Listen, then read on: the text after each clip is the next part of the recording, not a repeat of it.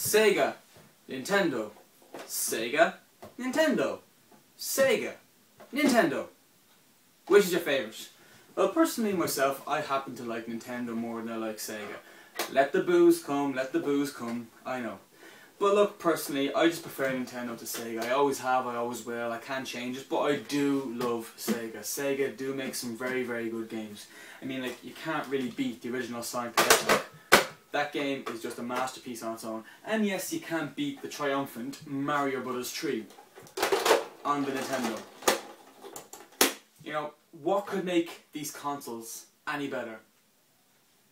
Slimmer versions, of course. The Sega Master System Model 2 and the Nintendo Model 101, or the NES 2, if you want to call it for short. They did have some flaws, they did have some pros, mostly some cons, but let's talk about some of the pros. First on the list is the Sega Master System 2. And what makes this thing stand out the most is this lovely tray, this lovely dust tray that they give you. And it has a nice cool roll effect, and you get a lovely presentation. Sega Master System 2. Overall, the design of it is very nice, very sleek. A few clunkiness here and then, like the pause button feels really cheap and nasty. The power on, power off switch doesn't look presentable in any way, and the writing is so small. There's no power indication light on this at all. No AV, which is a big flop. All you get is lousy RF, but you know, it's a slimmer model, so sacrifices had to be made. The presentation of the game going into it doesn't look aesthetically correct, and you might think, well, you can pull the roller back on top of it. No, you can't. It's a bit stiff to get the game back out, you know. There's no card input at all, not that the card input was that good anyway.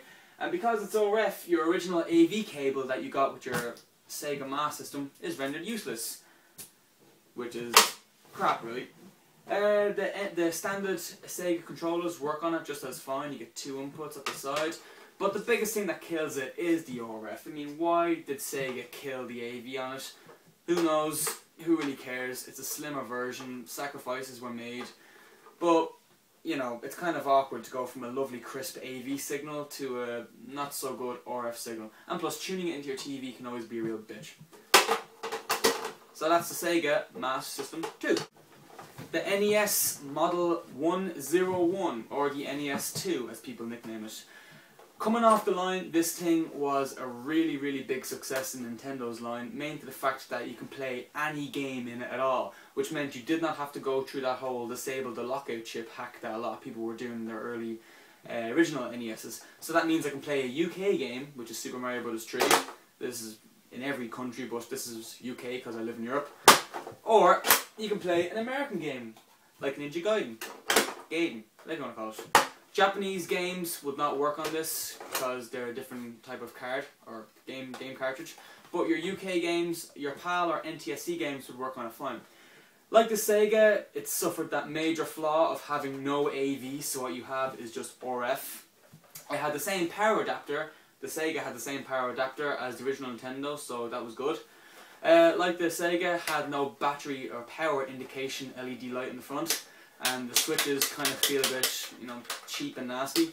However, the Nintendo one looks more presentable because you can read it very nice and clear. Has a nice Nintendo in-brand on the front. Has a really nice dust tray, and it just feels, you know, very satisfying to hear that nice click when you put the game in. Presentable, it looks very nice standing on its own. I mean, it is very small, very sleek, very compact. You can pretty much carry this with you any way you want to go. Hooking this up to a TV can be quite tricky, seeing as though this is an American console. This was not released in Europe at all. Unless you have a TV that can play both NTSC and PAL, you will struggle.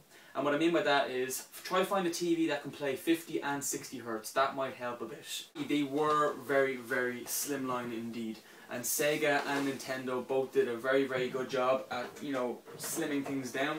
If you take comparison of the original Sega and take comparison of the original Nintendo. Both of them went dramatic changes. The Sega one didn't really change that much in height-wise, so much as length-wise. Nearly half of it was cut off. But I don't know why they cut the AV on both of them. I mean, they really could have put some AV on these things, but that's what slimline consoles will do to you. So that was a look at the NES Model 2 and the Sega Master System Model 2. Let me just switch this around here, like so. Okay. Take the game out. Take this game out. Okay. Just look at this very carefully. Okay. Right. Does that look anything familiar? Does it look like each console copied each other's idea? But just let me show you in a better example.